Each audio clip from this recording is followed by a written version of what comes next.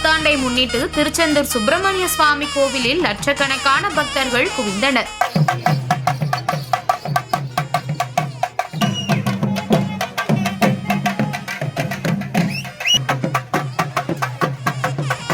முருகப்பெருமானின் அறுபடை வீடுகளில் இரண்டாம் படை வீடான திருச்செந்தூர் சுப்பிரமணிய சுவாமி கோவில் சிறந்த ஆன்மீக சுற்றுலா ஸ்தலமாகவும் சிறந்த பரிகார ஸ்தலமாகவும் விளங்கி வருகிறது. இதனால் கோவிலுக்கு வரும் பக்தர்களின் எண்ணிக்கை நாளுக்கு நாள் அதிகரித்துக் கொண்டே செல்கிறது. மேலும் தமிழகம் மட்டுமின்றி கேரளா, கர்நாடகா, ஆந்திரா போன்ற வெளி மாநிலங்களில் இருந்தும் வெளிநாடுகளில் இருந்தும் கூட விசேஷ நாட்களில் ஏராளமான பக்தர்கள் வந்து முருகனை தரிசனம் செய்து செல்கின்றனர். தற்போது மார்கழி மாதம் என்பதால் பாத யாத்திரை செல்வோர் மற்றும் ஐயப்ப பக்தர்களின் வருகை அதிகரித்துள்ளது. இந்நிலையில் இன்று ஆங்கில புத்தாண்டை முன்னிட்டு ஏராளமான பக்தர்கள் திருச்செந்தூர் முருகன் கோவிலில் குவிந்து வருகின்றனர். புத்தாண்டை முன்னிட்டு கோவில் நடை அதிகாலை 1 மணிக்கு திறக்கப்பட்டு 1:30 மணிக்கு விஸ்வரூப தீபாராதனையும் 2 மணிக்கு உதய மார்த்தாண்ட அபிஷேகமும் அதைத் தொடர்ந்து மற்ற கால பூஜைகளும் நடந்தது. அதிகாலை 1 மணிக்கு நடை திறக்கப்பட்டதால் நள்ளிரவு 11 மணி முதல் ஏராளமான பக்தர்கள் நீண்ட வரிசையில் முருகனை தரிசிக்க காத்திருந்தனர். லட்சக்கணக்கான பக்தர்கள் குவிந்ததால் கோவில் வளாகம் மற்றும் நகரின் முக்கிய பகுதிகளில்